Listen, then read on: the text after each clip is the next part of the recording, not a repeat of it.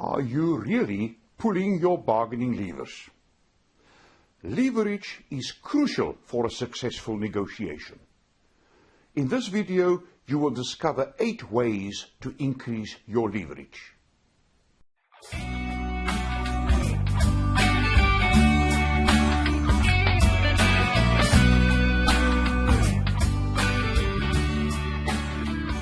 Hello, I'm Henk Botha, the negotiation advocate.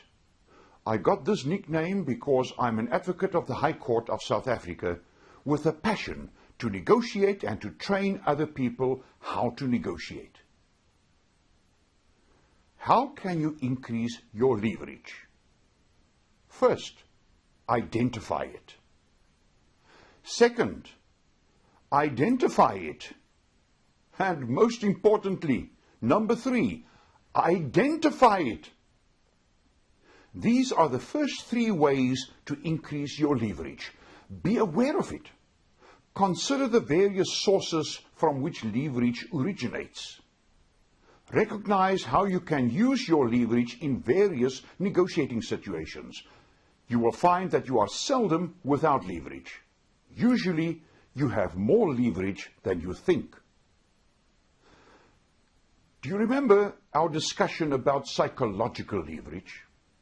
I explained to you that psychological leverage often is more important than objective or direct leverage. In other words, what you think. That is why you must systematically identify your leverage for each negotiation. That will heighten your awareness of your leverage. In addition, bear in mind that you sometimes do not even have to pull a bargaining lever. Your counterpart's awareness of your leverage and your perceived willingness to use it may often be enough.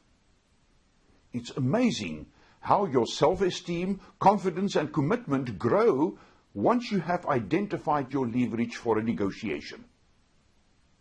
The 4th way, ask yourself, what are my alternatives if I cannot get agreement on my walkaway position? Carefully consider your alternatives. Some experts refer to a base point which they call a BATNA, B-A-T-N-A, the best alternative to a negotiated agreement. Any deal must be better than the BATNA, or there won't be any agreement. Consider whether your counterpart's proposal is better than this alternative, this BATNA. When your need for an agreement grows, your leverage becomes smaller. If the consequences of a deadlock are too ghastly to contemplate, you desperately need agreement. You then have little leverage. Conversely, when your need for an agreement shrinks, your leverage grows. Therefore, if your BATNA is attractive, you can easily walk away from the deal. You have great leverage. If you have no options, try to make the other person think you have. Let your counterpart believe that you do not care whether you make it a deal or not. Use psychological leverage.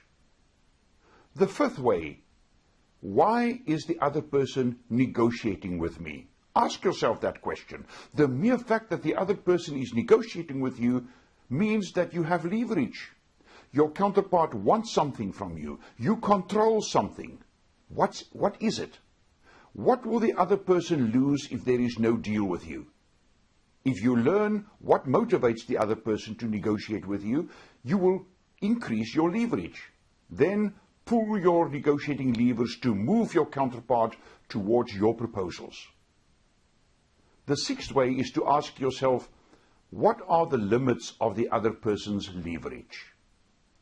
We often tend to concern ourselves with the limits of our own leverage.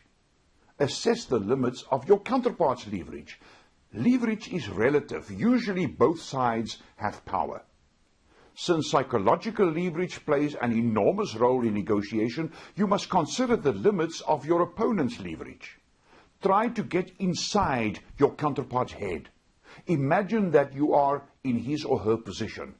What limits to your leverage will you then experience?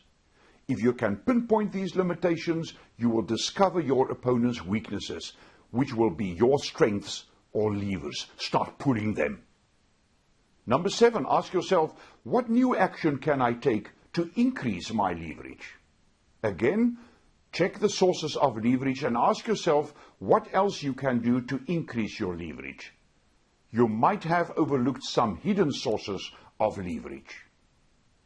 And then finally, ask yourself, what action should I stop taking to increase my leverage? Consider your actions and behaviors to this point. Your actions might have shown your eagerness to make a deal. Perhaps you should create the impression that you are indifferent to the success of the negotiations. Alternatively, perhaps you did not listen well enough to hear your counterpart's real needs.